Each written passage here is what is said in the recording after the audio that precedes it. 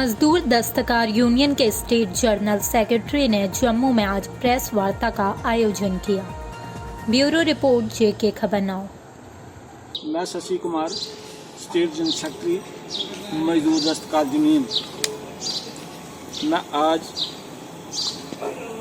की जो प्रेस वार्ता है इसके ज़रिए सरकार से अपील करूंगा, जो जहां के लेफ्टिनेंट गवर्नर हैं हमारे मुर्मू साहब, के जम्मू कश्मीर में बहुत बड़ी तादाद में संगठित क्षेत्र के लोग हैं, जो लोग किसी भी संगठन में नहीं आते हैं। ऐसे लोगों की बहुत बुरी हालत है। हमने और कितनी बड़ी सेवाएं संस्थाएं हैं जो मजदूरों की सेवा में लगी हुई हैं, और ऐसे जो असंगठित लोग हैं, जो रोज़मर्रा की कमाई करने वाले लोग हैं, उन लोगों की मदद कर रहे हैं।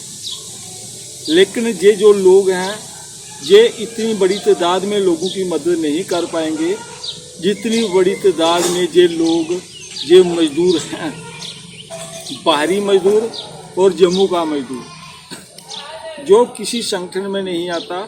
आज वो बहुत ही परेशानी में है।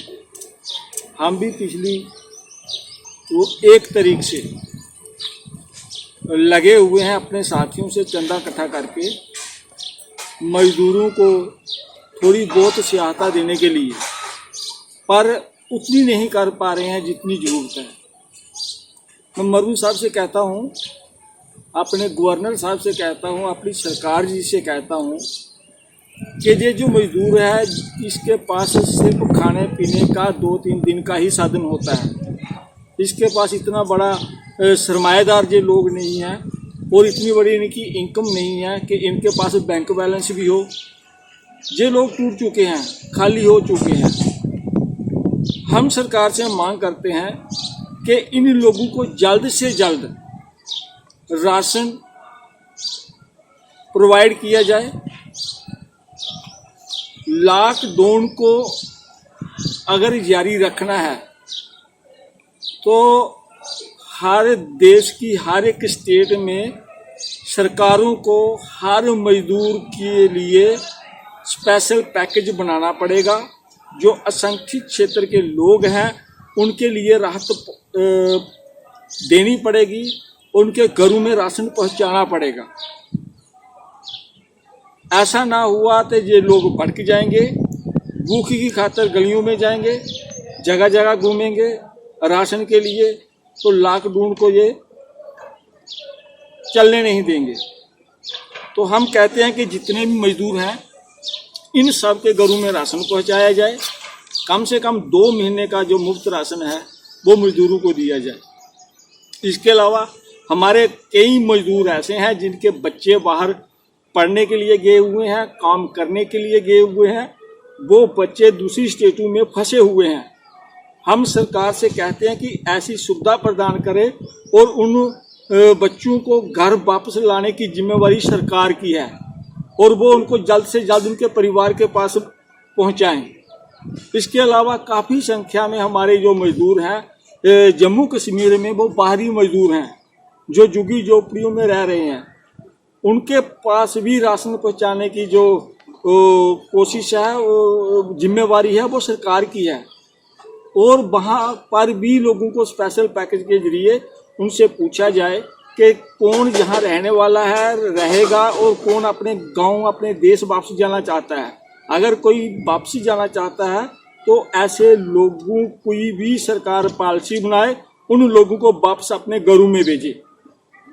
और जितना भी जम्मू कश्मीर का मजदूर है, इन मजदूरों को 20,000 रुपया मदद स्पेशल दी जाए। एक पैकेज बनाकर पटवारियों से शनाख्त की जाए और हर मजदूर को 20,000 रुपया दिया जाए, ताकि जो उसकी स्थिति, उसकी घर का जो सारा डिसिप्लिन डगमा गया है, उल्टा पुल्टा हो गया है, उसमें थोड़ी भरपाई हो सके।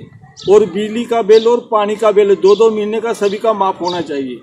हम ये सरकार से मांग करते हैं और सभी से अपील करते हैं कि जितने भी मजदूर हैं, वक्त तो मुश्किल है लेकिन अपनी जान से ज़्यादा कुछ भी नहीं है।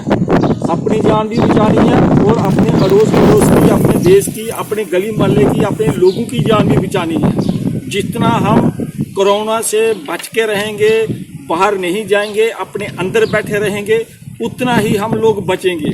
अगर देश में देशभक्ति दिखानी है तो सबसे बड़ी देशभक्ति ये है कि इस कोरोना का जो सरकार ने, जो डॉक्टरों ने जो भी कुछ कहा है उसका पालन करें, अपने घरों में रहें, घरों से बाहर ना निकलें।